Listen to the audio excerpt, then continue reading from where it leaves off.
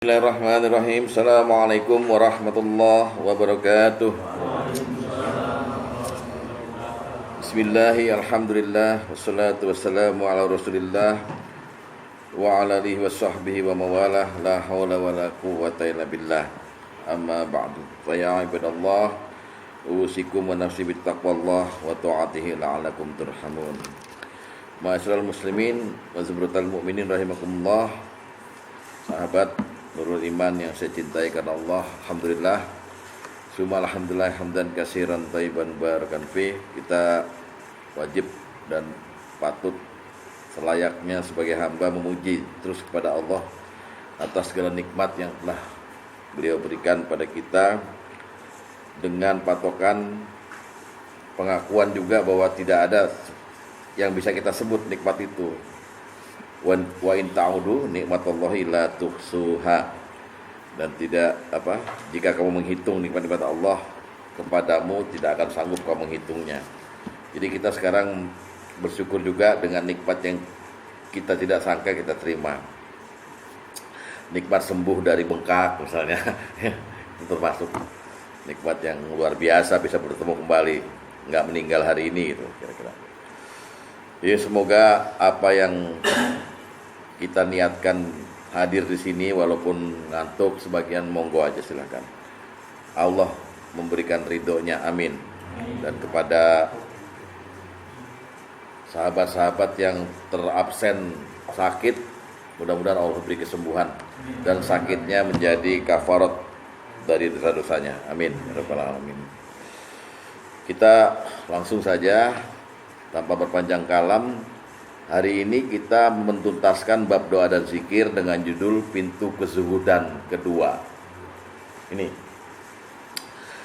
Jadi kemarin pintu kezuhudan pertama memang berat ya, agak berat.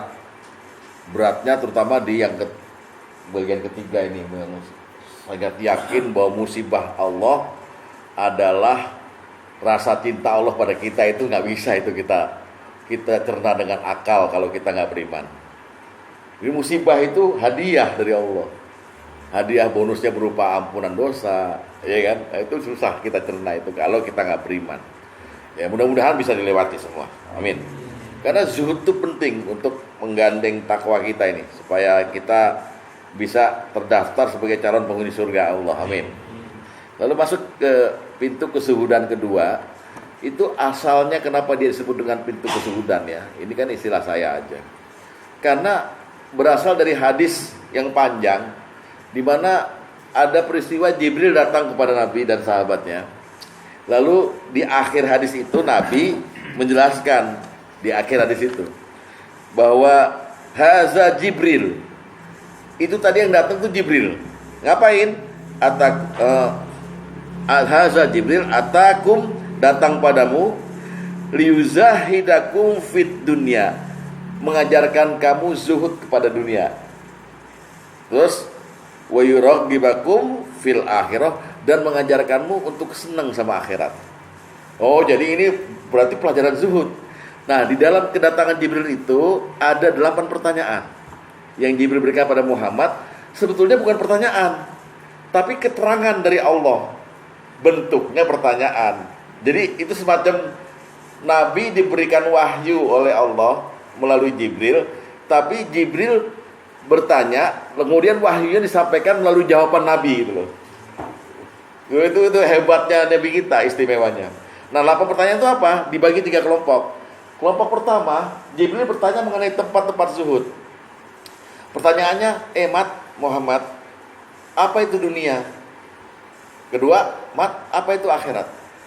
Ketiga, apa itu surga? Yang keempat, apa itu neraka? Tempat zuhud. Muhammad menjawab. Jawabannya itu wahyu Allah, bukan wahyu sujudi deh. Ya, jadi jangan salah nyebut tadi. Kemudian yang kedua, pertanyaannya hanya 2. Siapa yang terbaik di antara umat ini? Dan kemudian bagaimana seharusnya orang ada di dunia ini? Nah, itu pertanyaan kedua. Dijawab oleh Rasulullah. Nah, yang ketiga adalah ada 2 pertanyaan juga, ya. Berapa lama orang hidup di dunia? Dan berapa rentang waktu antara umur dunia dengan kejadian akhirat? Nah, jadi hadisnya panjang kan? Udah kan ada di PDF kan waktu itu? Pintu kesudahan kedua ada. Nah, hadis ini kemudian saya potong jadi 3 hadis supaya kita bahasnya enak. Ya, jadi kita bahas sekarang begini. Nah, ini maksudnya apa? Jadi pintu kesudahan kedua, dengan mengerti definisi tempat zuhud, pelaku zuhud dan rentang waktu zuhud, diharapkan kita udah ngerti jadinya. Oh, nggak bisa kita hidup seenaknya. Udah ada patokannya dari Allah. Udah ada patokannya. Nggak bisa hidup seenaknya. Gitu ya. Oke, jadi kita mulai sekarang. Kita mulai bahas yang pertama dulu. Tempat-tempat zuhud. Dek, tolong sebarkan dulu. Jangan tanya bentuknya kecil kenapa gitu ya, udah pokoknya muat aja ya. Suka protes. Saya stres juga. Udah kertasnya habis. Ya jangan gitu. Oh tapi dari Pak Karim nggak pakai kertasnya?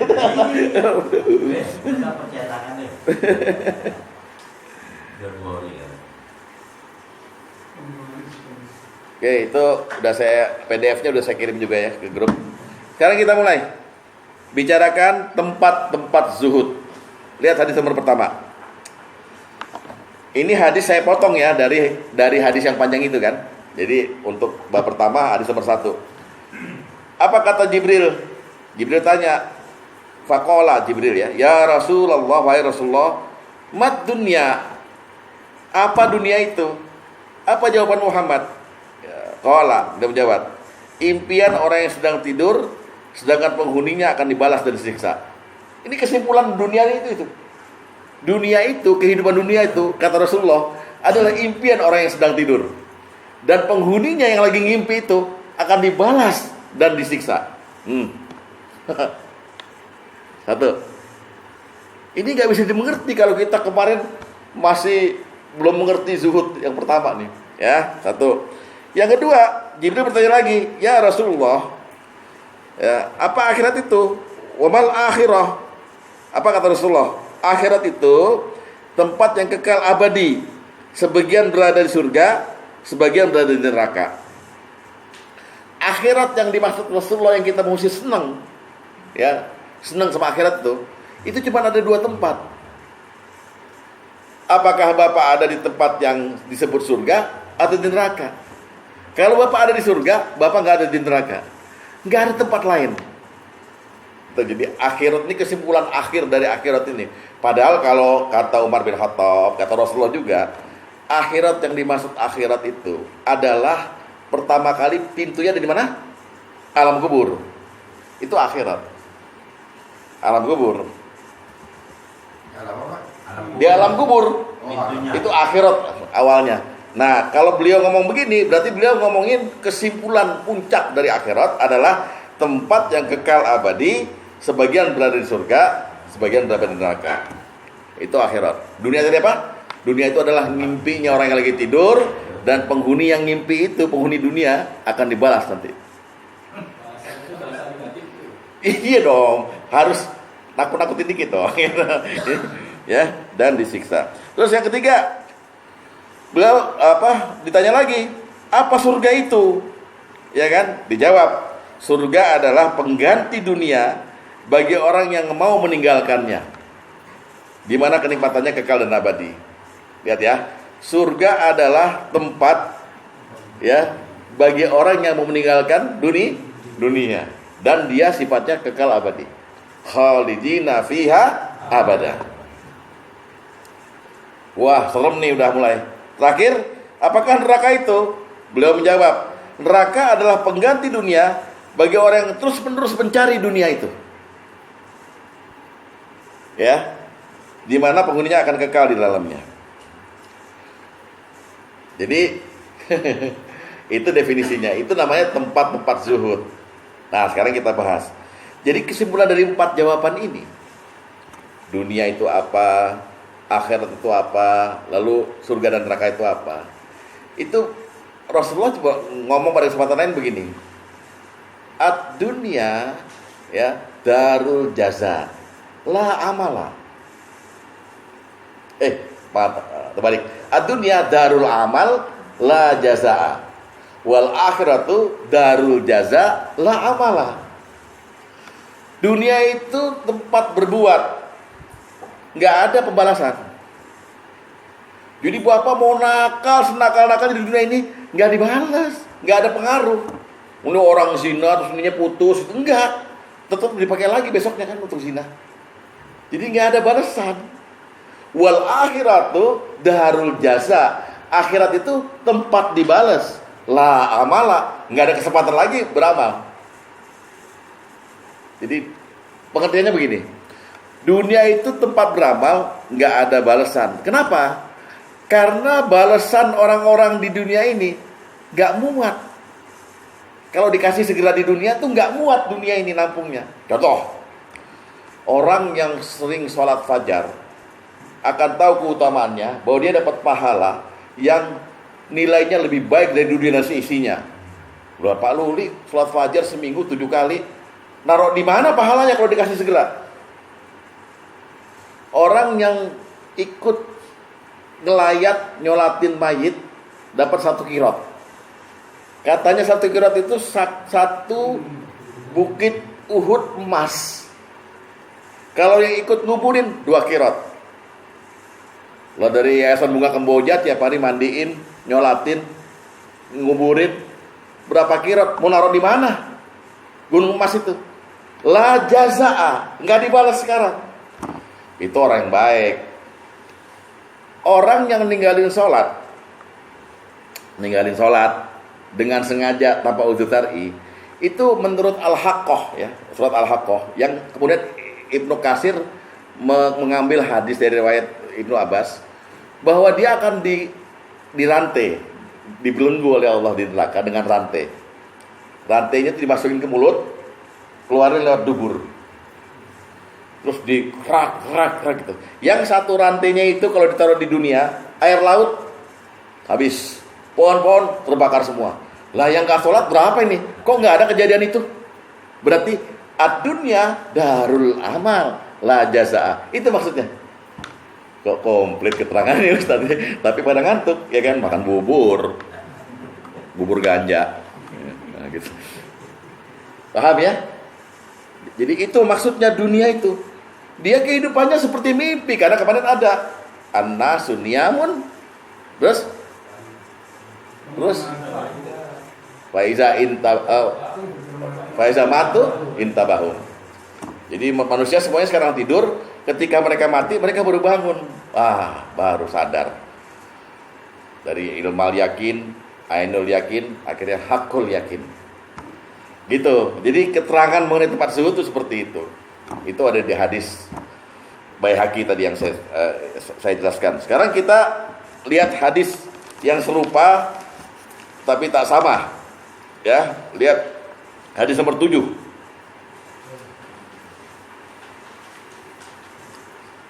Apa kata Rasulullah? Ya. Ad-dunya darul amal wal akhirati darul jaza. Dunia itu tempat beramal dan akhirat itu tempat pembalasan.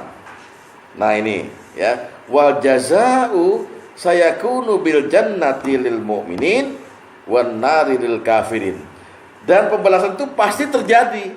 Sayakunu itu pasti akan terjadi dengan adanya apa? Surga dan neraka. Manusia itu pada dasarnya fitrah. Fitrah itu menurut Imam Al-Ghazali adalah emas murni. Jadi manusia itu seperti emas murni. Turun ke dunia, ngerjain maksiat, tobat, ngerjain maksiat, tobat. Emas murninya udah gabung sama logam lain. Nah, dia berbuat nih. Jadi berbuat dosa nempel logam lain. Lalu untuk jadi emas murni lagi, di akhirat harus dibakar. Itu tempatnya namanya sayakuna lil jannati wal idri. Kalau yang udah murni, udah bertobat gak ada dosa, langsung surga gitu. Simpel aja kan. Jadi ingat zuhud, ingat itu. Dunia ini kita bebas kok ternyata. tapi akan dibalas. Ingat loh, Rasulullah dibilangin apa sama Jibril yang lainnya di hadis lain? Wa'mal ma syi'ta fa innaka majziyun bih.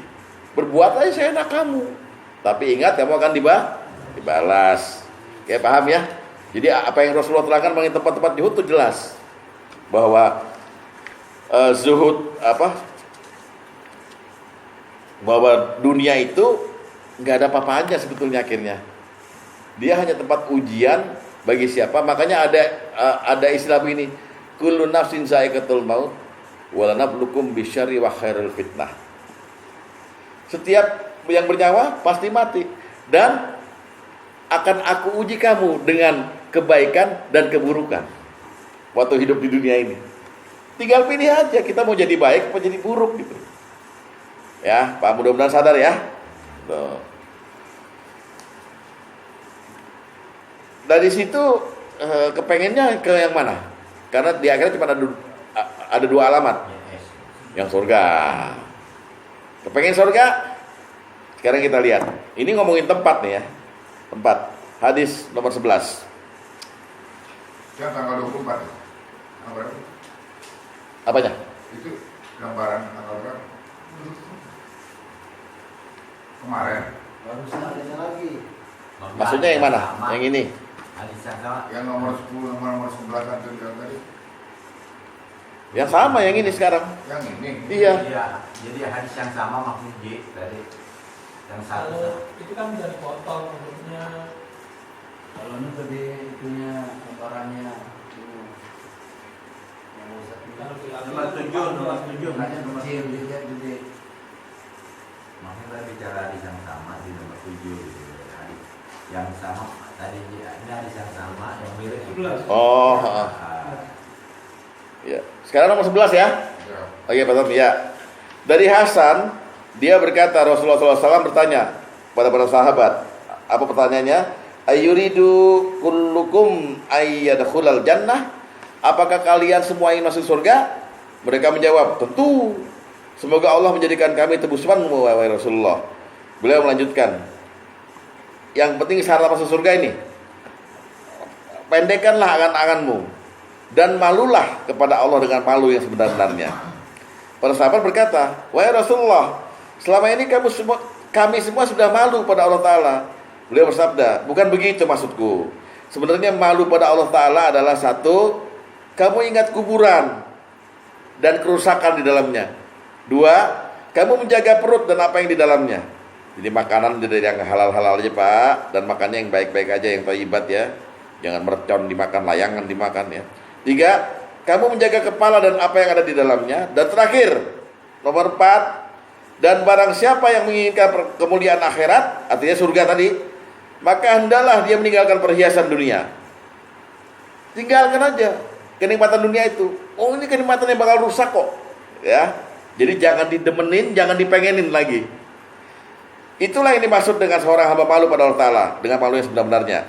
Dan dengan itu pula lah, kalau seorang hamba itu malu, seseorang akan mendapatkan tempat terbaik di sisi Allah Ta'ala di surga. Oke? Jadi bicarain tempat zuhud, dunia is nothing. Yang kita kepengenin, kita demenin akhirat gitu.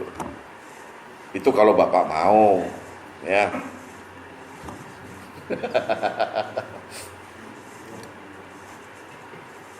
Nah sekarang pertanyaan sering timbul begini, Ustadz, apa benar dunia ini hanya darul amal? Sebab ada juga orang yang dibalas di dunia ini kan gitu ya? Ada kan yang dibalas di dunia ini? Misalnya kita bertakwa kan dikasih balasan gitu. Itu menurut istilah agama itu rihul qabul. Rihul qabul tuh, rihul itu kan angin sebenarnya. Bau-bau penerimaan aja. Bau-bau surga aja.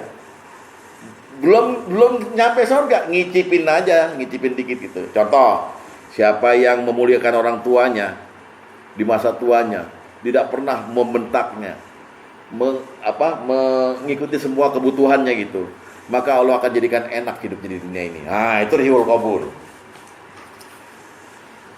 Ya.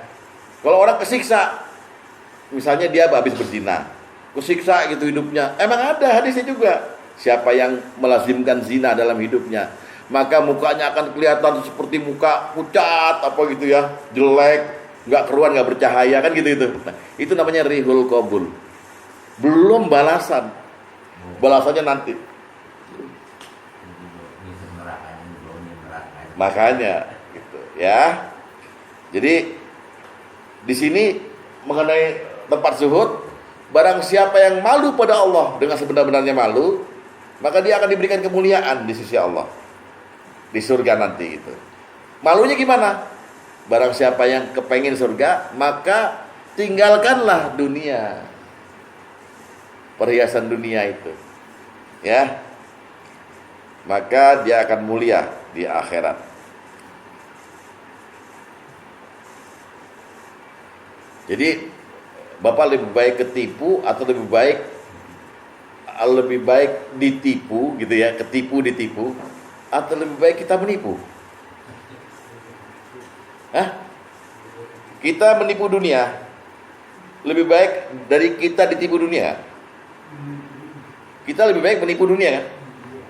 Kita pakai dunia, tapi kita bilang sama dunia itu, lo tuh barang nggak bener. Gue pakai lo karena gue nutup aurat. Jadi orang yang zuhud itu nggak mikir, Pak, nggak perhitungan gitu loh. Ya, ini Allah udah jaga kita, Allah udah jamin rezeki kita, tenang aja, gitu. Pak itu di ronsen, Pak, nanti otaknya pendarahan. Allah udah jamin umur kita, kalau belum sampai. Ya gini tuh, ya. Jadi Al-Quran juga bilang, dunia ini nipu, akhirat lebih baiklah. Surat Ali Imran 185. Ali Imran 185. A'udzubillahi minasyaitonir rajim. Kullu nafsin za'iqatul maut. Tiap yang berjiwa pasti akan mati. Wa innama tuwaffawna ujurakum yaumal qiyamah. Dan sesungguhnya pada hari kiamat sajalah akan disempurnakan pahalamu. Jasamu akan dikasih di situ di hari kiamat. Faman zuhziha 'anin nar wa udkhilal jannah, barang siapa yang dijauhkan dari neraka dan dimasukkan ke dalam surga, ya, faqad faza, maka dia beruntung. Wa mal hayatud dunya illa mataul ghurur, sedangkan dunia yang dia tempatin kemarin itu tidak lain hanyalah kesenangan yang penuh tipuan. Nih ngomongin apa nih? Ngomongin tempat zuhud. Udah jelas ya? Jelas. Kita dibuat gak betah di dunia gitu loh. Apa Rasulullah? Dunia itu apa? Dunia itu adalah mimpinya orang yang nanti penghuninya akan dibalas. Loh, gimana jadi mendefinisikannya? Kan keterangannya sulit. Selain kita, takut kalau gitu di dunia gitu. Tapi gak apa-apa, Allah persilahkan. Silahkan hidup di dunia ini, asalkan untuk cari akhirat. Dah ya. Sekarang nomor 2. Oh udah dulu. Sampai sini gimana? Ada yang tanya gak? Ada yang belum jelas gak? Sampai ngomongin tempat-tempat zuhud nih. Apa yang mau tanya?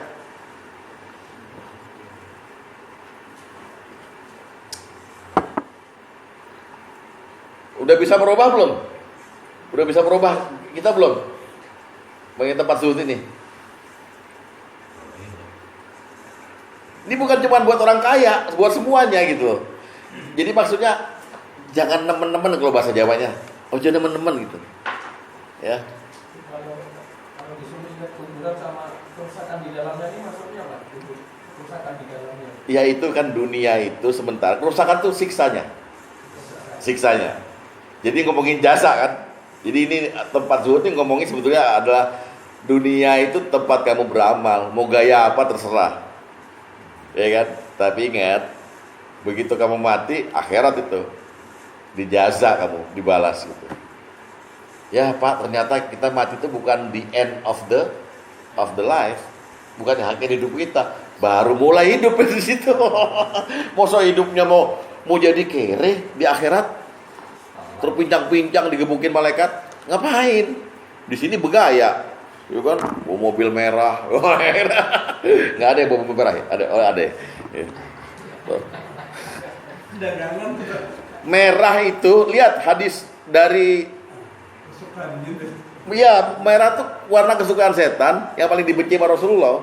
Dia bawa mobil merah, PDIP dasar. Langsung nih jadi Dasar tuh ya. Udah? Ada yang tanya lagi? Gak apa-apa, bagus tanya. Pak Tom mau komen? Monggo. Sebelum kita beranjak ke sini, ke pelaku zuhud. Kalau orang kaya dan sebenarnya tidak tertarik dengan dunia. Kalau orang miskin atau orang susah apa istilahnya? Tidak berangan-angan atau tidak sama, tidak tertarik itu. Ya bu, kan kemarin salah satu sifat zuhud juga begini. Zuhudlah kamu kepada dunia, maka Allah akan cinta padamu. Zuhudlah kamu kepada apa yang di tangan manusia, maka manusia akan mencinta. Maksudnya kita itu nggak usah pengen jadi orang lain gitu loh. Kan yang sering begini kaum wanita, Pak, itu loh Iskandar kerjanya gitu doang udah punya mobil. Masa papa naik motor terus gitu misalnya. Nah, itu nggak boleh usil sama harta orang. Itu rumahnya 3 tingkat gitu. Ya kita karena saking keselnya bilang, yang ketiga itu WC umum gitu. Saking gedeknya sama istri kita. Paham ya? Jadi udah hidup apa yang Allah kasih itu yang kita syukuri. Namanya qanaah. Itu aja kita syukuri gitu. Kalau membandingkan kita, kadang-kadang saya tiap hari lihat Pondok Indah. Ya. Lihat dunia ini, saya bilang ini permainan budaya, inilah saya bilang. Dulu bermegah-megah, sekarang rumah kosong semua. Boleh nggak saya beranggapan seperti itu? Boleh, nggak ada masalah. Orang lain Iya. seperti itu. Inilah dunia, gue bilang. Tapi Ati sama Nisan sama ya. Ntar itu sini Ati nangis, kenapa gue nggak dapet rumah gitu? Saya coba pada yang lain seperti itu. Saya bilang kalau Iya. lihat dunia itu lihat Pondok Indah. Iya. Rumah. Iya. Dulu di bermegah-megah, sekarang rumah kosong. Iya. Dulu mah ada, sekarang udah nggak bisa bayar. Itulah dunia, saya bilang penipuan. Bos saya 18 rumahnya di Pondok Indah. Enggak, Pak. Pondok Hijau, Metro Alam, Sekolah Kencana, Taman Kencana 3, segala macam gitu. Satu rumah satpamnya 3. Di basementnya ada mobil 21. Nah, kalikan aja itu jumlah mobilnya.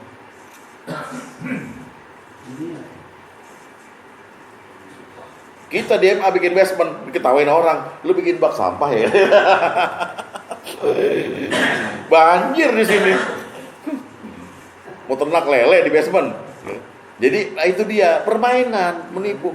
Memang Pak enak bangga Pak. Kalau kita punya taman yang bisa ngeteh di situ ya, terus rumah kita kelihatan dari jauh itu ada jendela-jendelanya gitu. Terus ngomong sama Mami, Mam, itu mau dicat emas lah itu. Wah gitu ya, karena duit nggak masalah itu. Pak sekarang mahal Pak, tukang ngambil tukangnya di sini dari Singapura, Hong Kong kita impor tukangnya. Wah saking nggak bingung buang duitnya. Nggak kayak Iksan beli kacanya di sono pegangsaan ya kan, buat akuarium, ya ngambil yang murah dia. Tahu. Ya, Pak tuh mau komentar apa nih? Kayaknya sinis banget dia. mengenai tempat zuhud dulu Pak. Jangan orangnya dulu, mengenai tempat zuhudnya. Jadi tempat zuhud itu hanya ada 4, dunia, akhirat, surga, neraka. Dan semuanya keterangan Rasulullah mengarah pada demenlah pada akhirat, tinggalkan dunia. Ini pasti kejadian loh mal kita Pak, bukan nggak kejadian. Jangan dikira ini kejadiannya sama semua orang sini. Kejadian sama kita lewatin semua itu. Hati-hati, itu kan mesti pasang status yang paling mulia. Gitu. Ikutin Rasul jangan cuma jenggot doang tuh. Bukan neraka tuh. Udah ya? Sekarang kita masuk kepada pelaku zuhud. Hadis nomor 2. Orang itu bertanya lagi, Jibril maksudnya. Muhammad, ya kan ditanya dia, faman khairu hazihil apa? Hazil ummah. Siapa yang terbaik dari umat ini? Lalu beliau menjawab, allazi ya'malu fiha bi taatillahi ta'ala. Orang terbaik di antara kita ini adalah orang yang selalu beramal untuk ketaatan kepada Allah sewaktu di dunia. Aduh, ini Pak, ini keterangannya nih begini Pak. Orang ini itu udah enggan, males berbuat maksiat. Coba Pak, orang mah ada di kita nih males sholat, ya kan? Gue males haji, ntar nggak enak barang-barang. Males yang sifatnya baik, yang sifatnya keibadah. Ini dibilang yang terbaik adalah orang yang males maksiat, selalu beramal untuk ketaatan pada Allah. Ada nggak di antara kita begitu? Ngacung lo angkat tangan. Enggak, berarti bohong nih. Bayangkan tuh, orang zuhud itu sifatnya selalu beramal, berbuat untuk orientasi ketaatan pada Allah.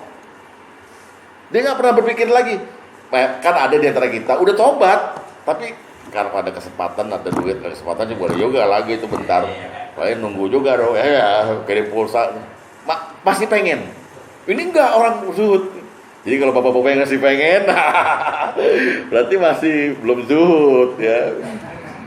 Juhud, jahat. Tuh. Terus pertanyaan kedua, ya. Jibril bertanya, maka bagaimana seharusnya seorang di dunia itu, ya Rasulullah? Beliau menjawab, bersungguh-sungguh seperti orang mengejar khalifah. Kalau terbalik, ya kafilah. Tadi bilang kafilah, gitu ya. Malu habis dikebukin. Bersungguh-sungguh seperti orang mengejar kafilah.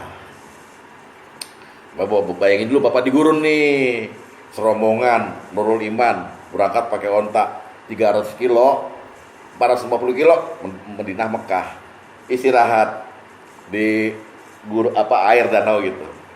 Ketiduran bapak, terus berangkat semua kecuali bapak. Tapi masih terlihat, kita kan punya kemampuan mata kita yang normal, jarak 2 km masih tahu itu mobil, itu apa. Lihat, wah ketinggalan saya. Lalu cepat-cepat bapak. Nah kesungguhan itu yang disebut dengan Rasulullah, orang di dunia itu harusnya sungguh-sungguh mengejar akhirat tuh. Sungguh-sungguh mengejar akhirat tuh. Seperti orang mengejar kafilah, dia ketinggalan kafilah. Sungguh-sungguh. Kafilah kan pelan-pelan jalannya, dia enggak akhirnya. Itulah di Al-Quran ada istilah wasabiku wasari'u wastabikul khairat, berlomba-lomba dengan kebaikan. Wasairu ila maghfirah, bersegera. Jangan lelet, bersegera minta ampun. Berlomba-lomba dalam kebaikan gitu. Itu maksudnya. Sungguh-sungguh. Maksud. Ya. Ustadz, kalau saya tiap hari cuma 1 rakaat witir boleh nggak? Boleh. Tapi sungguh-sungguh. Besoknya nggak witir. Besoknya lagi 1. Besoknya seminggu nggak witir. Itu masih ngomongnya, Ustadz, saya tiap hari witir. Nggak, sungguh-sungguh. Jalanin. Karena Allah suka dengan yang sedikit tapi rutin. Ketimbang ente lengkap, 22 rakaat, tambah witir 3 gitu. Tapi gini, nggak ada artinya hitungannya di hadapan Allah, nggak ada arti. Yang penting kesungguhannya gitu.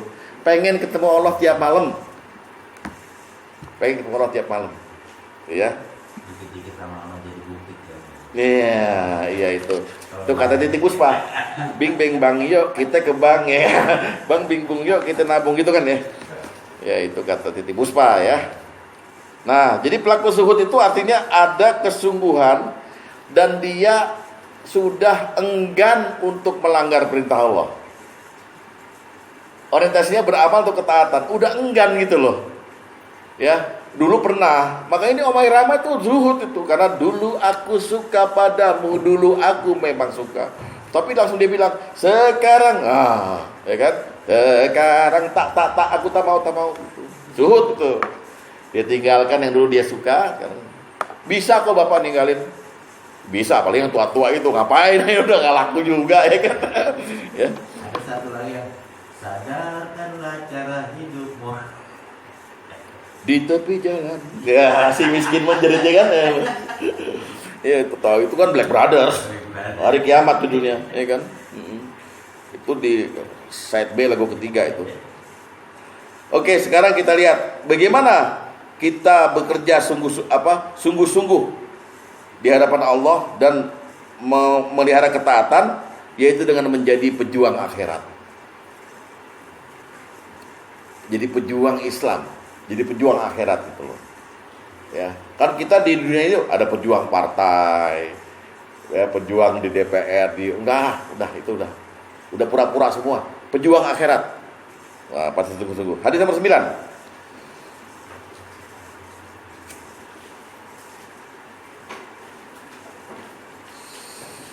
Lihat nih, agak panjang hadisnya ya.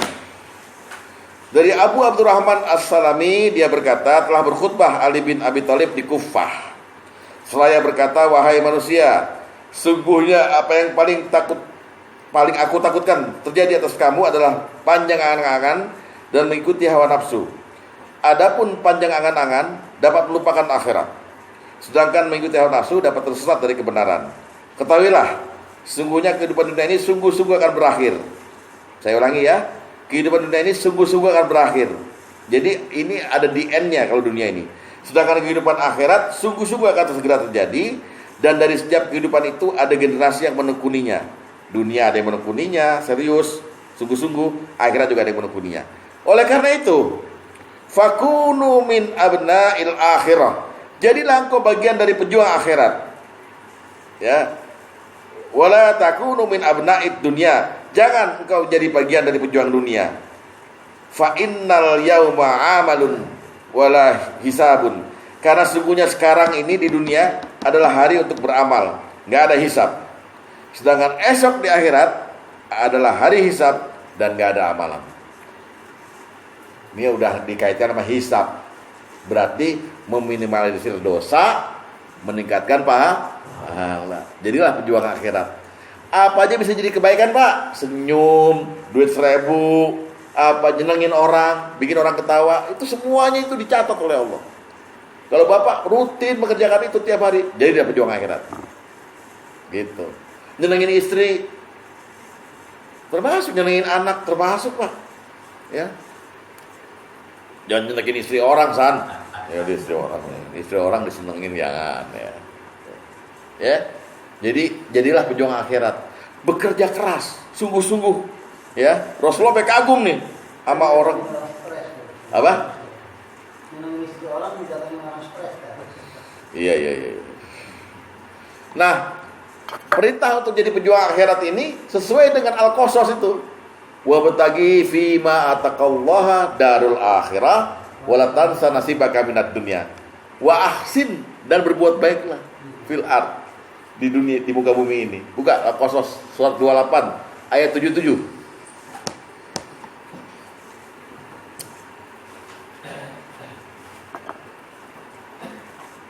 Jadi pejuang akhirat ya.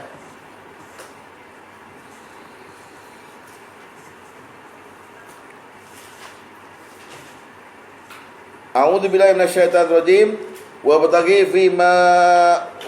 fima ataqallahu darul akhirah. Dan carilah pada apa yang telah engkau diberikan oleh Allah padamu, rezekimu itu. Nyari apa? Darul akhirah. Coba bayangkan, Anda dapat rezeki, itu harus dikembalikan ke akhirat. Tapi saking sayangnya Allah sama manusia, Anda kembalinya cukup 2,5%. Padahal mestinya hak Allah berapa? Yang 97,5. Tapi Anda dibalik sama Allah. Dah buat kamu di dunia, wala tansa nasibaka, pakai deh yang 97,5, tapi 2,5 buat aku. Itu aja jarang orang yang mau. Dari gaji ke, dari zakat pas nyampe haul dan nisabnya, ya kan? 2,5%. Ya, cari negeri akhirat. Cari ridha Allah. Terus wala tansa nasibaka minad dunya, jangan kamu lupakan nasibmu, bagianmu di dunia. Boleh beli akuarium, boleh ya. Dikasih gratis, boleh. Beli ya kan? Kalau akuarium tuh haram kan bisa nggak ngaji lagi. Ya kan, bingung deh. Jangan kamu lupakan. Dan ingat, wa ahsin kama ahsanallahu ilaika wa la tabghil fasada fil ard. Dan berbuat baiklah kamu sebagaimana Allah telah berbuat baik kepadamu, dan jangan berbuat kerusakan di muka bumi. Innallaha la yuhibbul mufsidin. Allah tidak menyukai kerusakan, orang yang merusak di muka bumi. Udah ya, itu pejuang akhirat yang bekerja keras. Rasulullah itu kagum dengan itu. Lihat hadis nomor ke-15. Berapa? 15.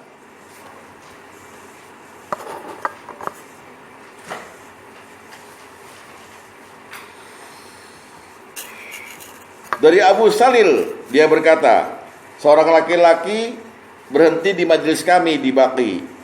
Dia lantas berkata, telah menceritakan padaku ayahku bahwa dia pernah melihat Rasulullah SAW di Baqi, pernah bersabda, qad aflahal muzhidul mujahid. Sungguh beruntung orang yang zuhud lagi bekerja keras. Beliau mengulangi sampai 3 kali. Maksud beliau adalah al-muzhidu fil aish al-mujhidu fil ibadah. Orang yang sungguh-sungguh pejuang akhirat adalah zuhud dalam kehidupan dunia, bekerja keras dalam ibadah. Semua udah begitu, kepaksa karena gak punya duit, ya kan? Ya udah gue ibadah aja dah. Duit kagak gablek, ibadah aja dah. Malam minggu orang pada nonton, dia bilang zikir aja zikir, nonton gak ada pahalanya, zikir, kepaksa ya Allah. Itu bukan zuhud tuh, ya, nangis, ya kan? Gimana? Ada tuanya akhirnya kan, udah kesebut. Jadi orang ada sehatnya, ada sakitnya, ada mampunya, ada nggak mampunya. Yang ada zikir jarok yang duit. Tapi begitu Rasulullah bilang beruntung orang yang mujahid, orang yang zuhud lagi mujahid, yang sungguh-sungguh, yaitu dia zuhud terhadap dunia ini, tapi dia kerja keras dalam ibadah. Jangan puas Pak sama saya kayaknya udah khusyuk nih. Enggak, cari lagi. Ntar ketemu deh sesuatu yang Bapak itu nggak duga-duga gitu. Kok saya paham ya? Oh Allah kasih furqan. Loh kok saya bisa ya? Oh Allah kasih hikmah. Alhamdulillah. Gitu. Jadi makin puas, makin penasaran sama agama ini gitu. Gitu. Hafalkan juga, jangan terus. Saya rasa ada dalilnya tuh. Ya jangan orang gila. Ya. Hafalkan pelan-pelan. Hafalkan San. Ini San sering nanya surat Ibrahim, nanya Ame Iskandar. Itu surat nomor berapa? Jangan hafalkan. Ya, Al-Fatihah 1 Al-Fatihah, 2 Al-Baqarah, 3 Al-Imran, 4 An-Nisa, 5 Al-Maidah, 6 Al-An'am, 7 Al-A'raf, 8 Al-Anfal, 9 At-Taubah, 10 Yunus, 11 Hud, 12 Yusuf, 13 Ar-Rad, 14 Ibrahim, 15 Al-Hijr, 16 An-Nahl, 17 Al-Isra, 18 Al-Kahfi, 19 Maryam, 20 Toha. Ustaz hafal. Gitu kan. Cuma bisa begitu ngomongnya. Dan seterusnya sampai 114, hafalkan itu dulu. Itu awal dari kita cinta sama Quran. Tujuan akhirat gitu. Jadi ngerti. Surat nomor berapa ya itu Ustaz gitu. Kalau ada hafalan minggu kemarin hafal, sekarang udah lupa. Buka At-Taubah ayat 105. Di sini kita disuruh kerjanya oleh Allah. Lihat. Surat 9 ayat 105. Saya nyebut At-Taubah, Pak Asep enggak saya. Udah 9 saya sebut, ya kan? Ayat berapa? 105. Apa kata Allah? Waqul, dan katakan Muhammad, i'malu fasayarallahu amalakum wa rasuluhu wal mu'minun. Bekerjalah kamu, maka Allah dan Rasulnya serta orang mukmin akan melihat pekerjaanmu itu. Dan setelah kamu bekerja, kamu akan dimatikan, dikembalikan. Masa Allah nyuruh kita bekerja di PT? Bukan begitu tafsirannya. Atau bekerja di bikin apa? Enggak. Maksudnya sungguh-sungguh kamu. Dunia kamu cuekin aja. Kamu kerja keras sungguh-sungguh ke saya.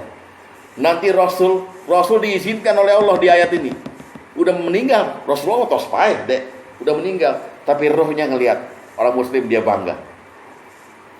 Nah, seman ngantuk-ngantuk habis makan ganja ngaji ya gitu ya, misalnya dibanggakan.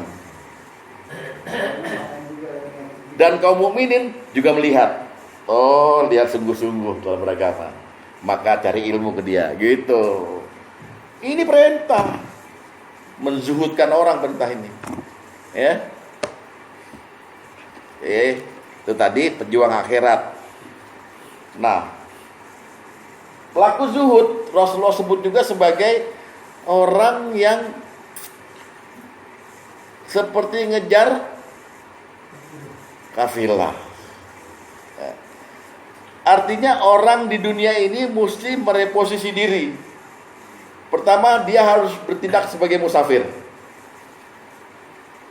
Kedua, dia bertindak sebagai orang yang lagi di penjara. Itu zuhud. Coba kita lihat dulu hadis nomor keempat. Nomor 4. Ya.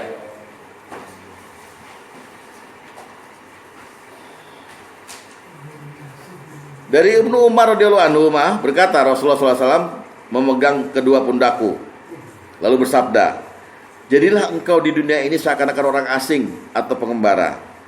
Jika kamu berada di sore hari, jangan tunggu di pagi hari. Jika kamu berada di pagi hari, jangan tunggu sore hari. Gunakan kesehatanmu untuk persiapan saat sakitmu, dan kehidupanmu untuk kematianmu.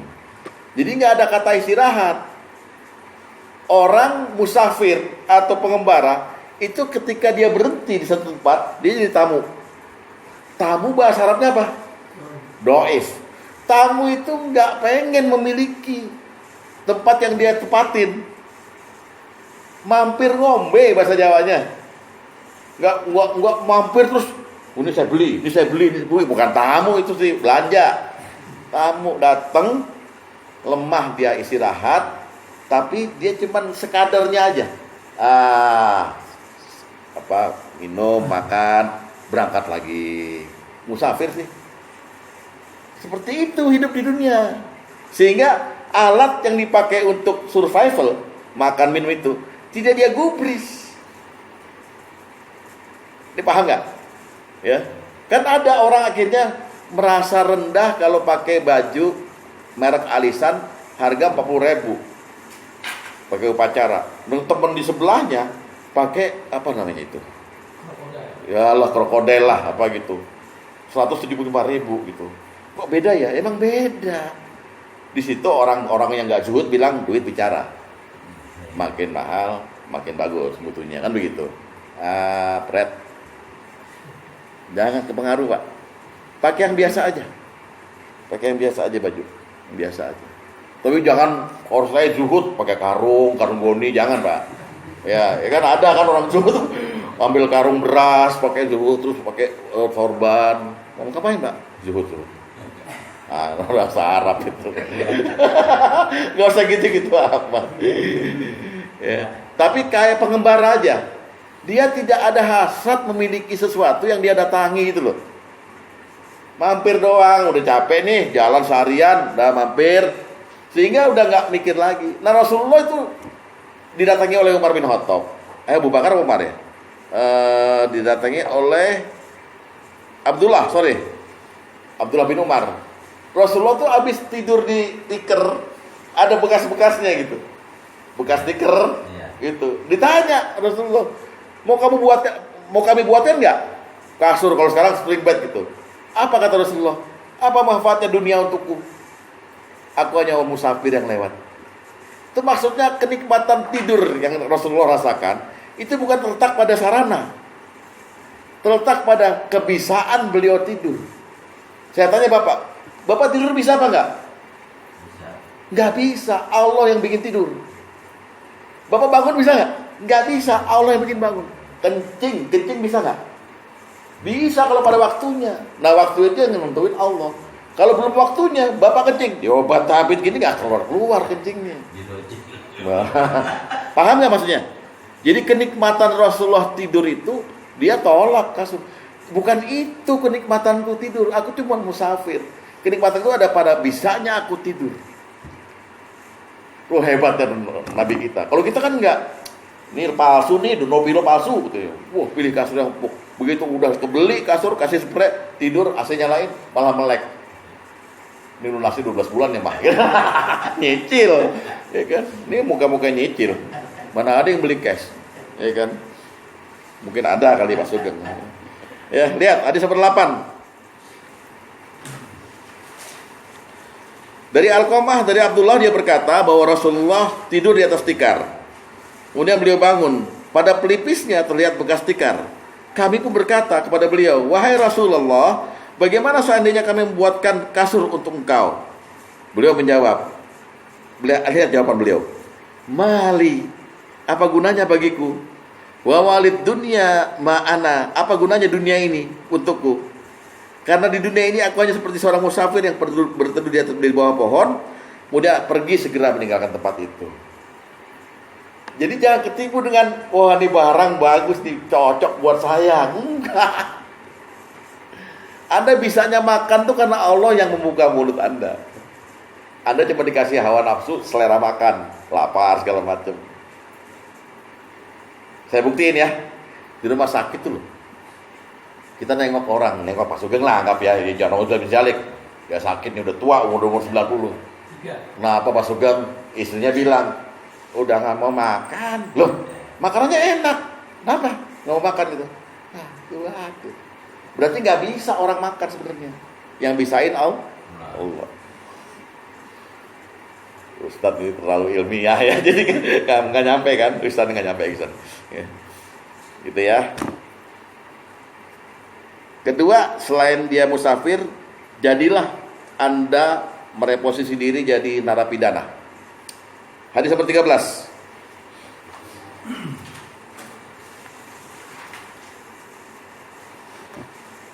Dari Abu Hurairah dia berkata, nah ini mungkin jadi hafalan tadi. Rasulullah SAW bersabda, ad-dunya sijnul mu'minin. Dunia itu penjara bagi orang mukmin. Wa jannatul kafirin, wa jannatul kafir, dan surga bagi orang-orang kafir. Apa maksudnya? Apa yang paling diinginkan orang di penjara? Bebas. Bapak di penjara, dibawain pizza, kesenangan Bapak. Dibawain sate padang, kesenangan Bapak. Dibawain apa? Pak, yang Pak makan tuh gazebo, senang. Ya nikmat, tapi nggak senikmat kalau makan di luar. Jadi bukan ini yang diinginkan oleh Bapak, kenikmatan makanan yang itu, kebebasan. Orang mukmin, kata Rasulullah, dunia ini penjara. Maksudnya orang mukmin tuh pengen cepet-cepet bebas dari dunia, pengen cepet-cepet mati harusnya. Di sini siapa yang udah mukmin? Yang udah mukmin siapa di sini? Yang mau ngaku siapa? Tuh sifatnya Rasulullah bilang, orang mukmin tuh narapidana. Dia, aduh ya Allah, pusing dunia ini ya Allah. Kalau bisa cabut aku ya Allah. Kan gitu. Kepengen bebas. Sebaliknya, wa jannatul kafirin. Dunia itu bagi orang kafir surga. Apa yang orang di surga, orang yang paling diinginkan di surga? Enggak, menikmati itu selama-lamanya. Enggak pengen keluar dari surga. Itu kejadian. Jangan dibalik, Pak. Ya kan? Malah ada istilah surga dunia, saritem, surga dunia. Malah salah kaprah kan dengan tipuan dunia gitu. Jadi jadilah kita musafir, kedua jadilah kita narapidana. Kepengennya bebas. Apa yang enak bagi kita sekarang ini, kalau kita udah mukmin itu sekadar lazat di sini. Makan deh apa yang disukain Bapak. Saya suka paru goreng sama nasi sama kecap, makan. Begitu keluar dari sini, rasa itu udah hilang, Pak. Percaya sama saya, rasa udah hilang, udah kecampur. Habis itu minum jus alpukat. Sampai sini lidah, ke sini udah nggak ada. Lah kenapa untuk singkatnya waktu nggak semua aja paru nasi jus alpukat di jus terus glek. Di sini kan bercampur juga, nggak mau kan? Nah, apa artinya? Manusia itu emang penuh dengan variasi dan teka-teki, tapi bodoh gitu loh. Makanya sekedarnya aja. Jadi jangan, enak ya, enak, nggak nendang nih, nggak nendang, nggak gitu. Biasa makan. Udah gayanya udah lain orang zuhud. Ya. Bukan pakai karung goni terus makan dibilang nasi dunia, jangan, mati Bapak. Jangan. Baik. Bubur nggak pakai telur. Apa? Buburnya nggak pakai telur. Nggak pakai telur loh. Wah, diulang lagi minggu depan. Jadi maksudnya narapidana kita ini walaupun penuh dengan harta, kalau kita orang kaya, tapi kita di penjara. Apa artinya harta itu? Ya kan? Tapi kita pengen ada di wilayah kita yang kita dapat dari hasil kebaikan kita. Jadi manfaat harta kita buat kita sendiri, yaitu tempatnya di surga.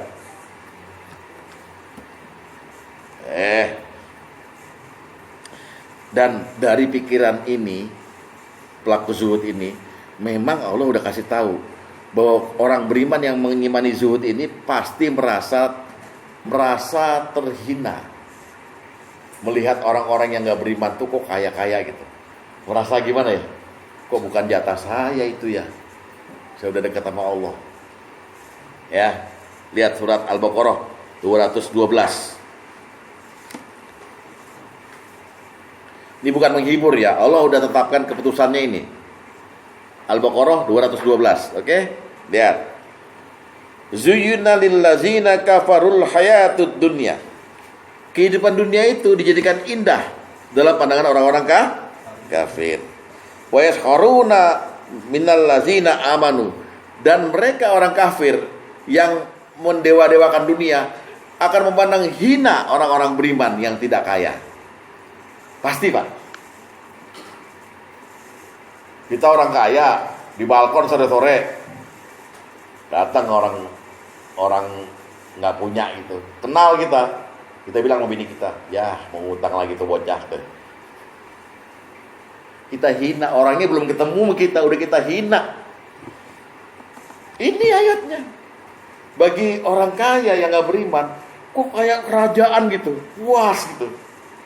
Inilah hasil keringat kita, ha. Bentar lagi mati lo kecekek. Ya. Tapi dan mereka kesombongannya menghina orang yang tidak punya. Padahal kata Allah, orang yang bertakwa itu walaupun miskin semiskin-miskinnya lebih mulia dari mereka di akhirat kelak. Nggak mau Bapak begitu? Mau nggak lebih mulia? Dia miskin dulu. Betul.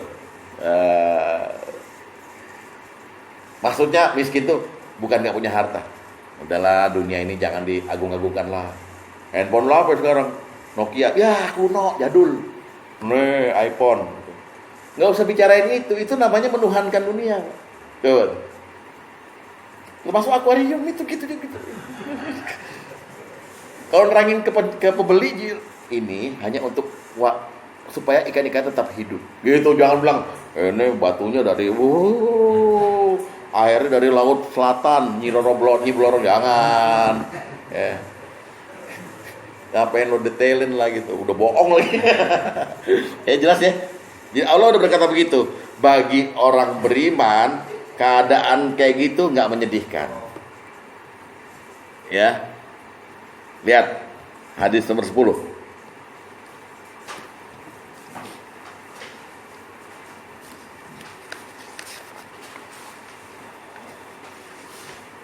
Apa kata Rasulullah? Al-faqru masyaqqatun fid dunya wa masarratun fil akhirah. Kefakiran itu sulit di dunia memang diakui, namun senang di akhirat. Sedangkan kekayaan itu senang di dunia, namun sulit di akhirat. Pilih mana? Ada yang milih senang di dunia, senang di akhirat. Nggak pilih itu blok. Pengen kaya.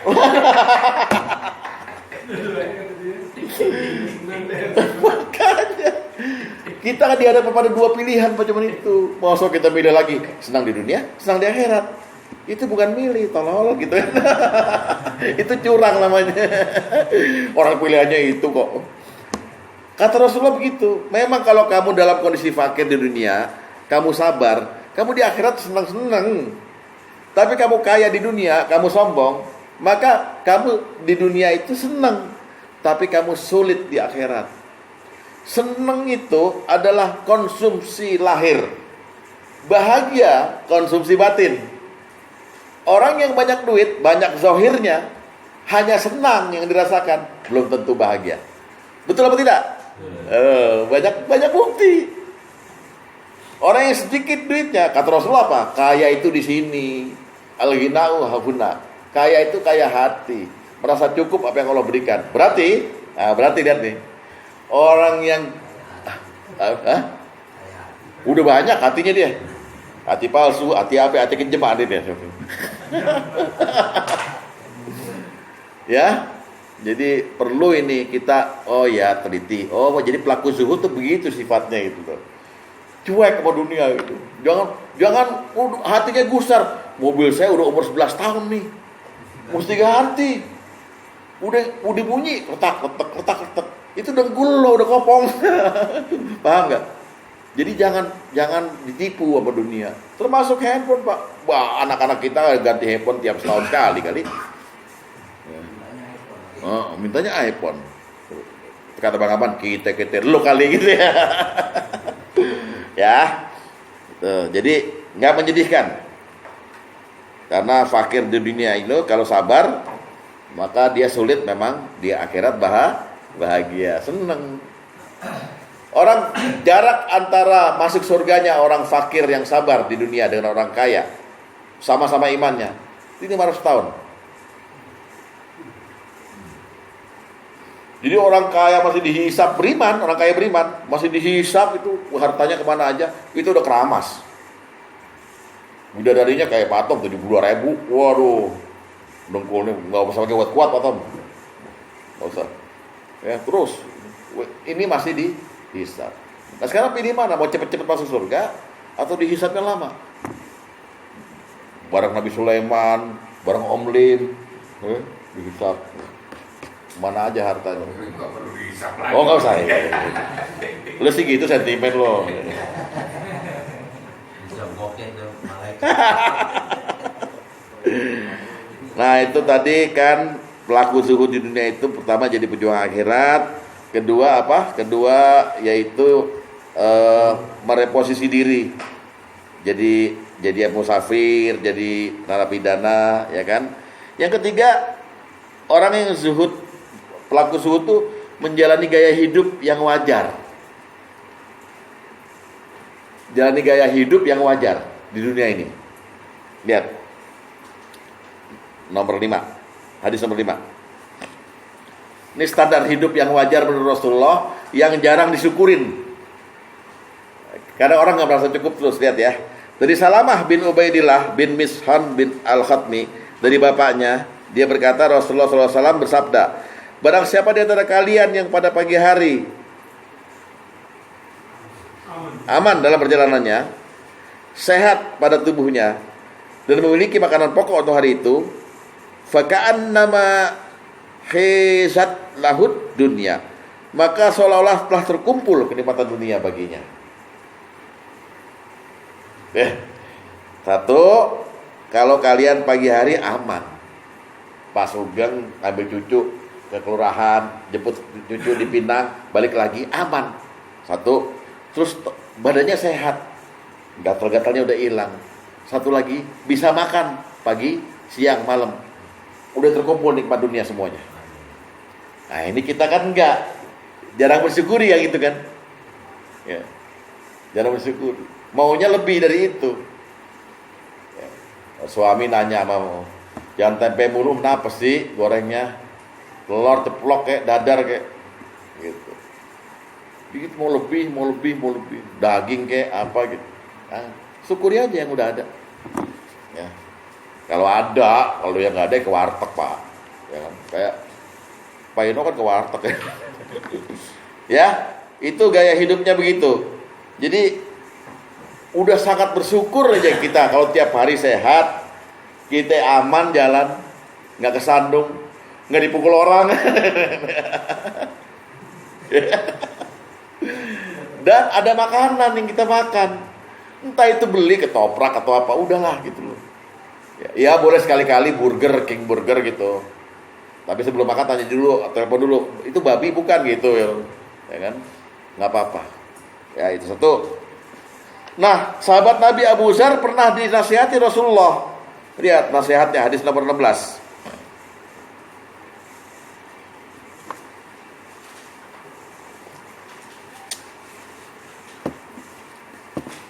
Dari Anas bin Malik radhiyallahu taala, dia berkata, suatu hari Rasulullah Shallallahu alaihi wasallam keluar sambil memegang tangan Abu Dzar, lalu bersabda, "Wahai Abu Dzar, sesungguhnya di depanmu ada suatu bukit terjal yang tidak akan bisa melaluinya kecuali orang-orang yang ringan bawaannya."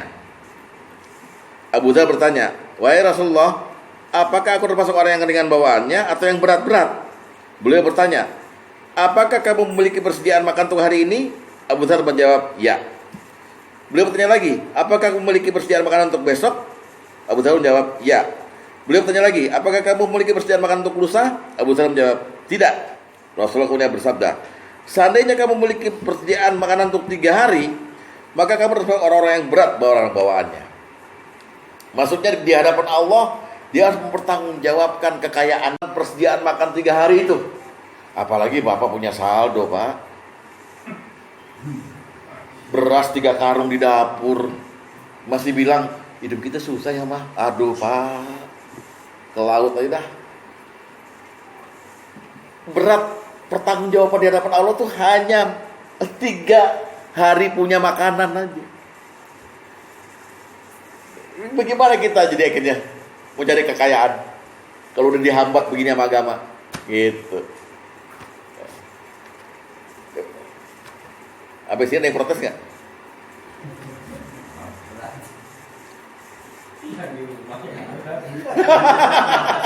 Kamu wanita kan?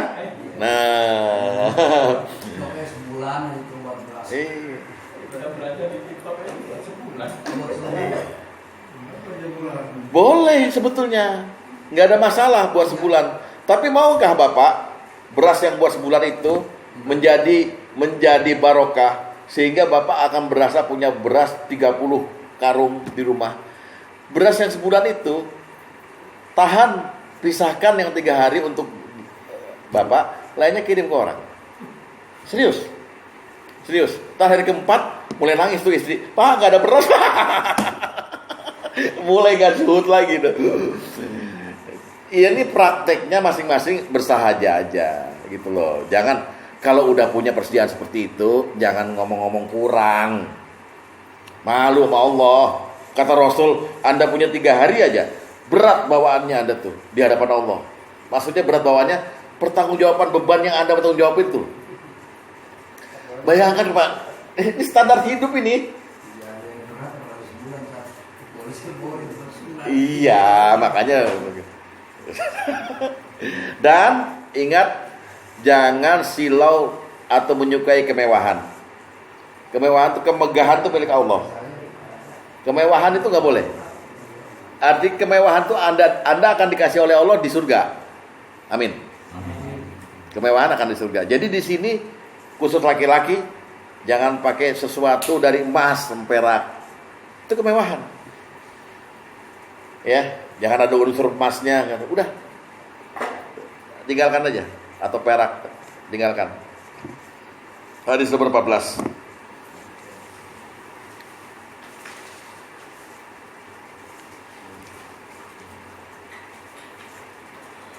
Dari Huzaifah ibnu Yamini radhiyallahu anhu, dia berkata, Rasulullah SAW bersabda, "Janganlah kamu minum dengan bejana yang terbuat dari emas dan perak. Jangan pula kamu makan dengan piring yang terbuat dari keduanya.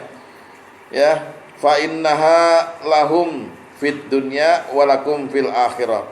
Karena barang-barang itu untuk mereka orang kafir di dunia, yang memuja-muja kemewahan dan berbangga-bangga. Sedangkan untuk kelak boleh digunakan di akhirat. Maksudnya ini bukan hanya letter luck ini, tapi jangan suka dengan kemewahan. Kemewahan tuh gini loh, barang yang seharusnya memang kita nggak layak memilikinya Pak, karena terlalu mubazir gitu. kita miliki. Termasuk mohon maaf ya, termasuk bapak yang punya rumah gede. Tot, ke rumah saya tot, lahan saya 3.000 meter tot, rumah saya 1.500 meter itu. Saya selaku ustaz tanya, yang nempatin berapa orang? 3 orang tot, anak saya udah pada kawin semua. Loh, kamu nggak malu sama Allah begitu? Coba. Jadi jangan bermewah-mewah, biasa aja. Ada ya pakai kardus ya kan, zuhud ya kan, pakai kardus atau pakai plastik, kayak diem hujan-hujan gitu, ya pakai karung. Ya enggak, ini bukan, ini bercandaan saya. Lu gila lu pakai karung, pakai kardus.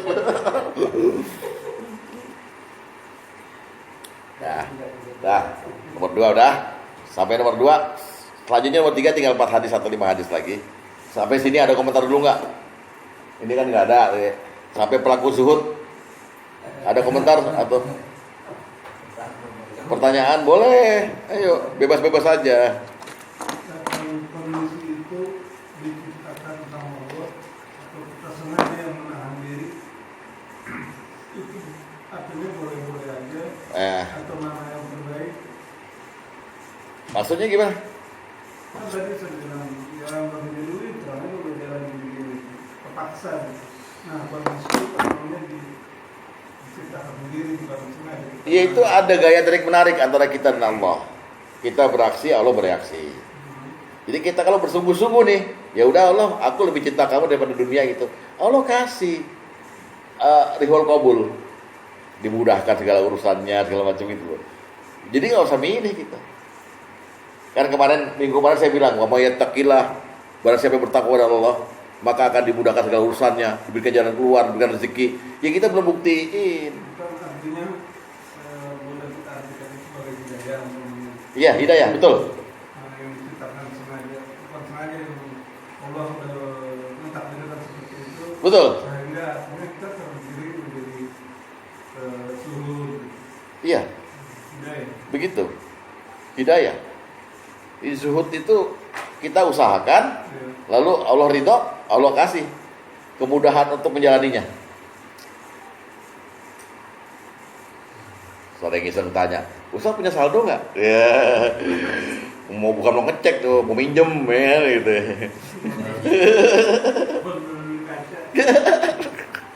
Kaca di pengasaan. Pak Tom nggak komen ya apa pelaku? Saya melihatnya kan, menurut penglihatan saya, hadis-hadis kita ini Ya. banyak hakikat yang tersirat di dalamnya. Pasti. Jadi bukannya letterlock. Iya. Jadi Letterlock juga. ring emas, ya kan? Iya. Enggak, bukan itu. Oh. Ya kan?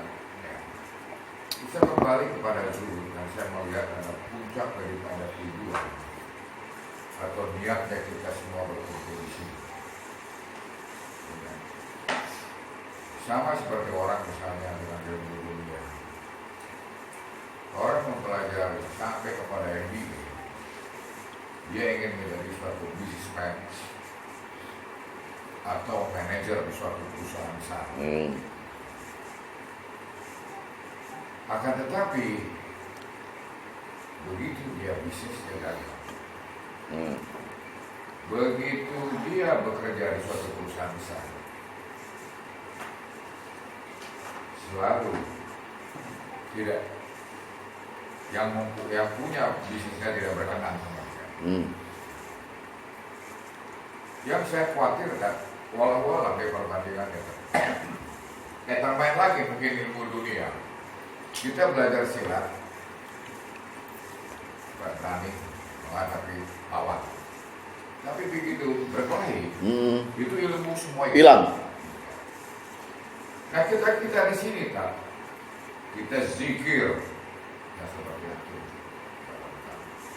Kita ngaji, kita sholat, gila, duha, tahajud. Apakah ini semuanya sama dengan MBA atau black belt? Tapi begitu berantem kita nggak bisa apa-apa. Kita semuanya hafal mungkin, ya atau paham. Tapi begitu menemui apa ini yang namanya dunia, itu ilmu semuanya hilang. Prakteknya ya. Prakteknya. Nah, pertanyaan saya, mungkin hal yang berbeda dengan ilmu akhirat ini, Pak. Kalau kita mengaji, kalau kita berzikir, kalau kita sholat, masing-masing mempunyai pahala ridhonya Allah. Balik kepada komennya Rasman,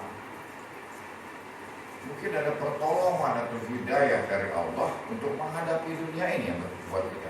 Yeah.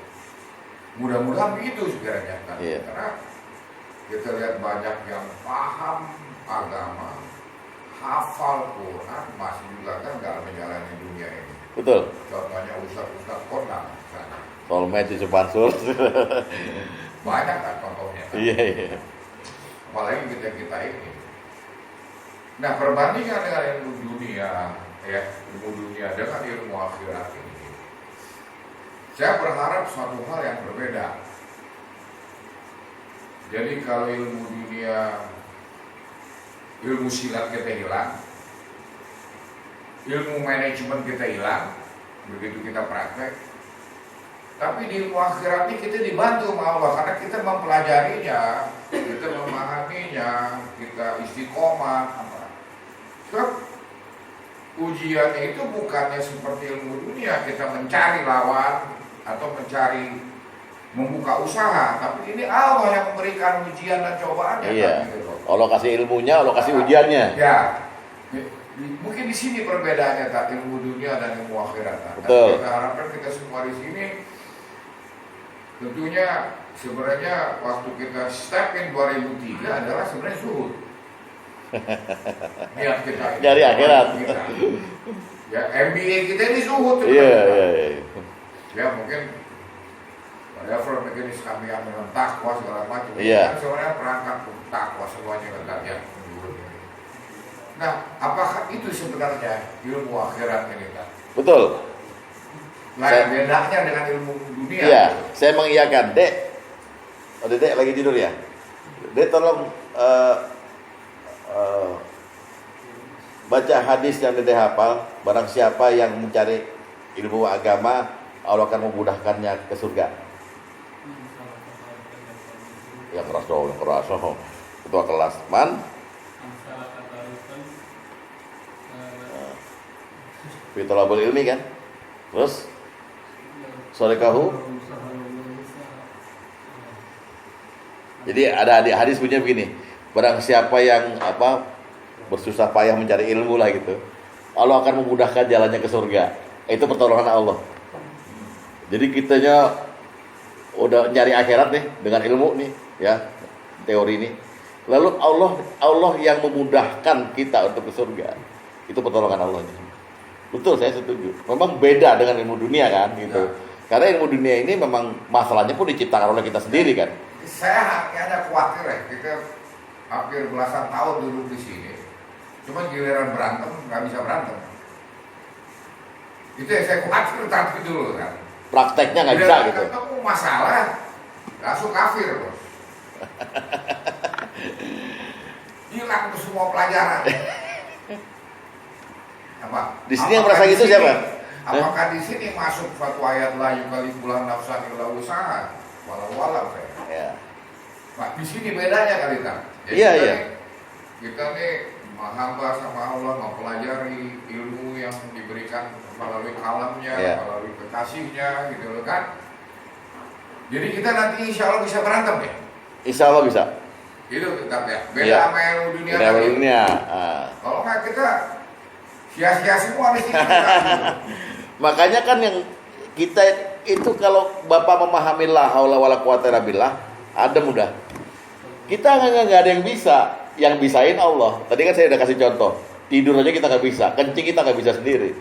Bukan kita yang menentukan, tapi kita usaha dengan memahami bahwa ini perlu dihindari, ini perlu apa gitu. Nah, usaha kita itu dihargai oleh Allah berupa hidayah. Dah, saya mudahkan jalannya gitu. Asal sungguh-sungguh aja, kan tadi sungguh-sungguh itu. Ini buat kenapa saya komentar begini Pak? Supaya promising buat kita yang ada di sini gitu kan. Ya, ya promising, promising itu. Dan motivating gitu loh maksudnya gitu loh. Sebab ini apa? Tipunya banyak banget ini. Banyak. Kalau soal zuhud nih banyak. Tipunya banyak banget. Dia bisa berganti niat kita aja lah. Ya kan? Niatnya ya buat makannya cukup dah. Untuk bilang tadi 3 hari udah berat. Itu duit banyak beli buat sebulan. Ya kan? Ya kan udah nggak pernah cukup kan? Tipunya banyak banget. Hanya tadi pertanyaan saya kan gitu Ustaz. Kalau yang Pak Tom bilang kalau ilmu dunia, begitu kita hebat, kita nyari musuh jadi lawan. Tapi beda dengan akhirat. Nah, apakah itu bagian dari itu, bagian dari diselamatkan sama Allah? Pertolongan Allah pasti dong. Iya. Makanya Pasti. saya tahu di bakalan beliau ini nggak mampu diselamatkan dengan cara dilemahkan satu ilmu.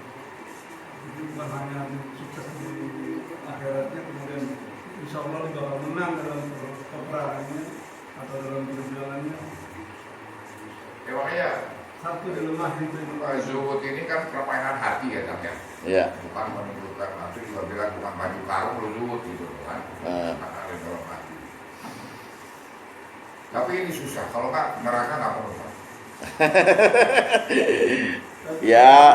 Nah, neraka nggak perlu. Ini bukan prasangka, bukan menghibur tadi.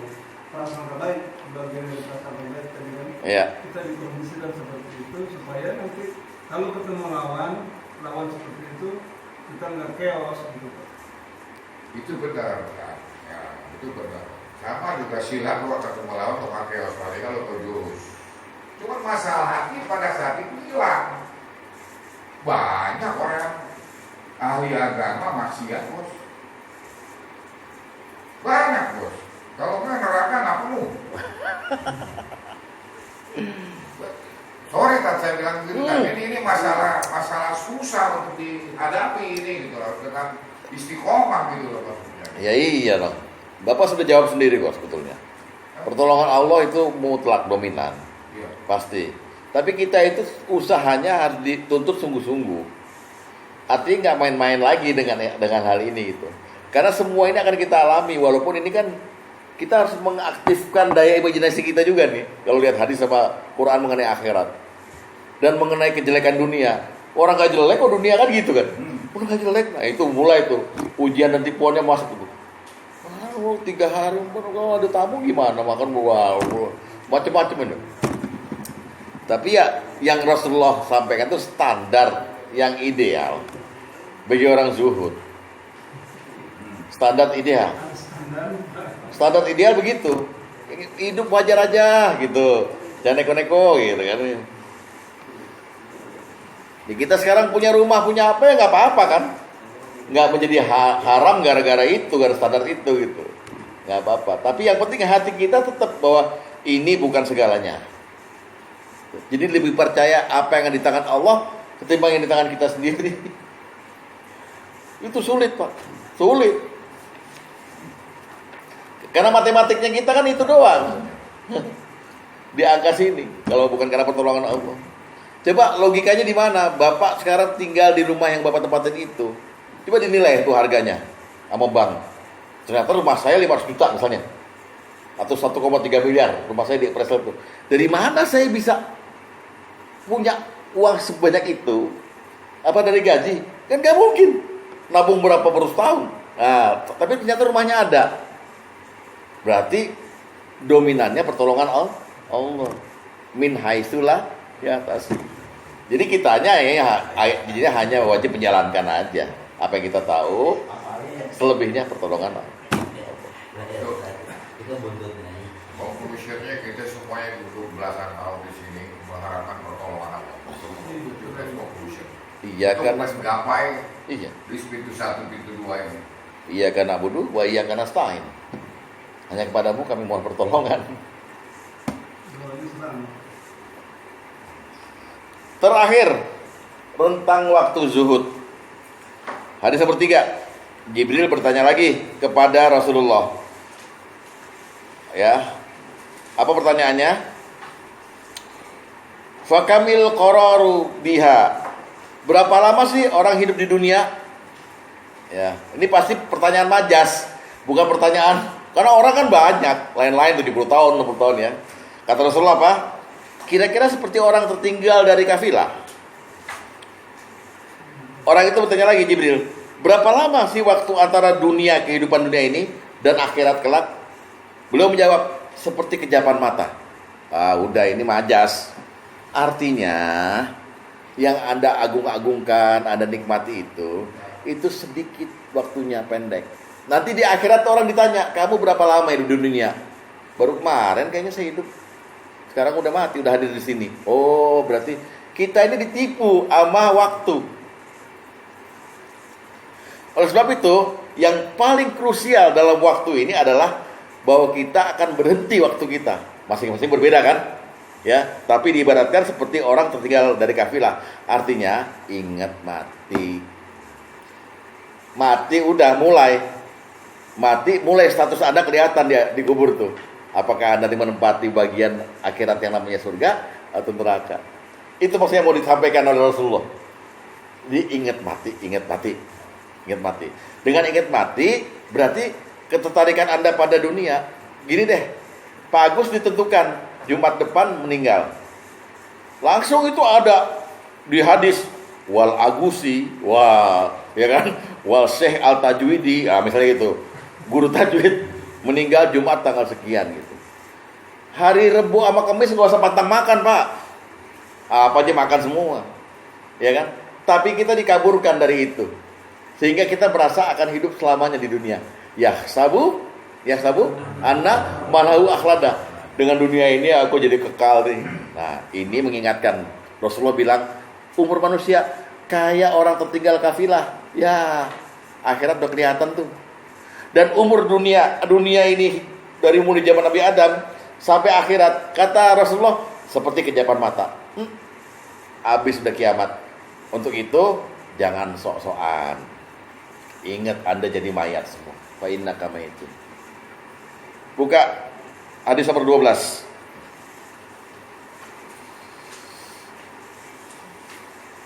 Dari Ibnu Mas'ud bahwa Rasulullah SAW bersabda, apa sabda Rasulullah? Kuntu nahaitukum an ziyaratil kubur. Dulu aku melarang kalian ziarah kubur. Fazuruha. Sekarang berziarahlah kalian. Lihat, fa innaha tuzahidu fid dunya wa tuzkirul akhirat.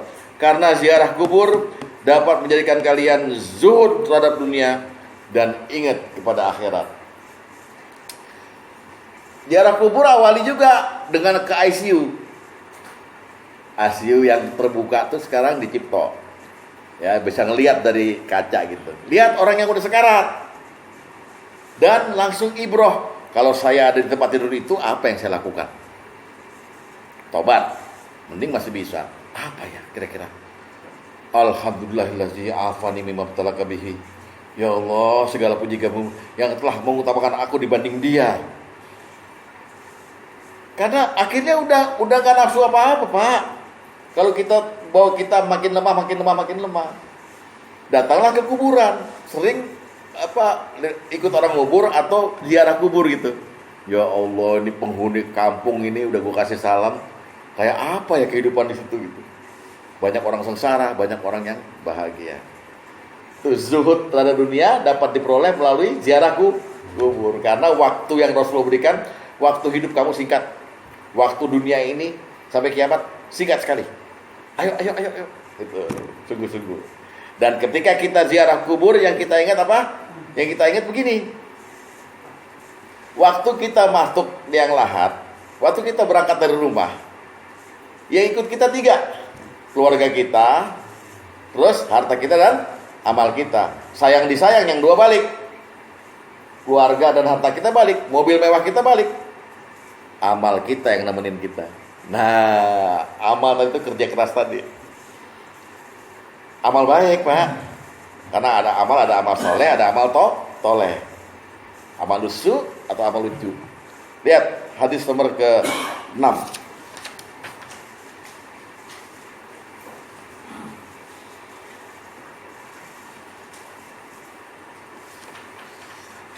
Dari Abdullah bin Abu Bakar, dia berkata, aku mendengar Anas bin Malik berkata, Rasulullah SAW bersabda, mayit diantar ke pemakaman diikuti oleh 3 hal.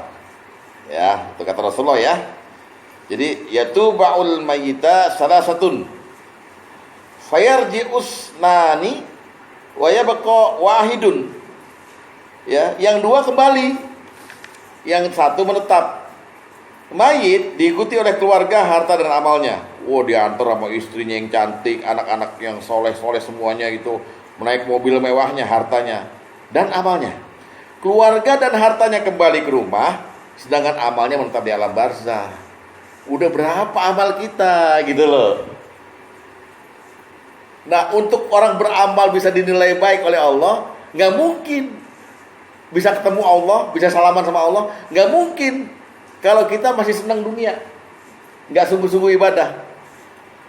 Harus zuhud terhadap dunia dan sungguh-sungguh dalam ibadah. Bapak ketemu guru ngaji yang setiap ketemu Bapak salim, cium tangan dia gitu. Suatu hari ketemu di jalan, Bapak bawa keranjang telur sama keranjang belanjaan. Assalamualaikum Ustaz. Bapak biasa salim sama dia. Bapak harus tega melepas 2 keranjang itu untuk salim. Bapak mati ketemu Allah, tapi masih megang dunia, maka tega harus melepas dunia itu, kecintaan Bapak terhadap dunia untuk bisa disayangi oleh Allah. Itu zuhud. Ya, udah sampai situ aja ya, cukup ya. Mudah-mudahan ada manfaatnya. Topiknya berat. Tapi gimana lagi?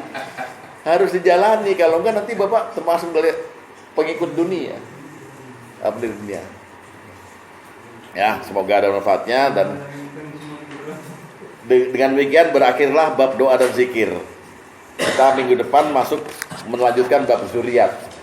Bab zuriat ini saya pengen tanya sama Bapak yang masih nyatet, sampai mana kita sebetulnya? Ini ada daftar isinya. Coba, Dek, dibagikan. Minggu depan Bapak kan? Zuriat pendidikan anak. Oh.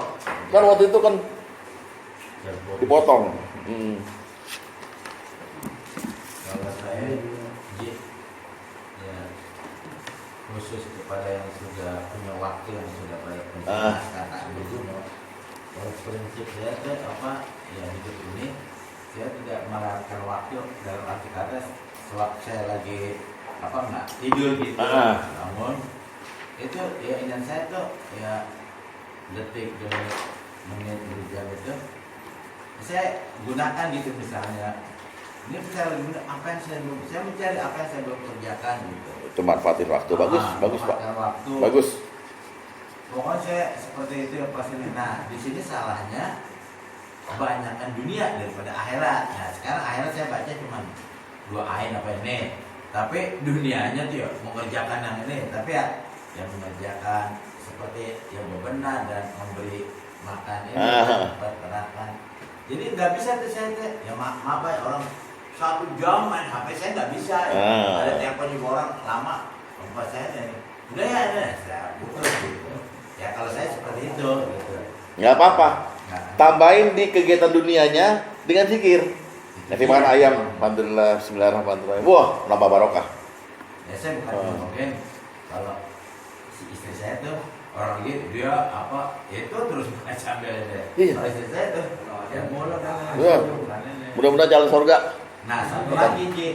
Taruhan satu. Satu lagi mengenai tingkat mati tuh. Nah, suatu saat istri saya ajarkan sunnah Rasul, tapi dia menolak dalam hati. Lu tiba-tiba lu menolak sampai sebuah mati, apa lu mau menyesal mau gonyek? Akhirnya saya berpikir seperti itu. Lu gua yakin malam ini nggak mau. Besok gua mati, lu nyesel nggak gitu? mesti jawab nggak? Ya kagak kita bilang ke dia. Oh, bilang dong. Bilang. Ntar jawabannya gini, enggak, gue nggak nyesel, biasa aja. Saya pokoknya ingin gitu, Mbak. Oke, saya tutup dulu ya. Ya. Demikian kajian bab doa dan zikir sampai 39 pertemuan ya Pak Agus ya. 40 apa ya? 39 ya. Doa dan zikir saja itu. Ya, semoga ada manfaatnya. Usikum wa nasihatullah. Wassalamualaikum warahmatullahi wabarakatuh. Waalaikumsalam.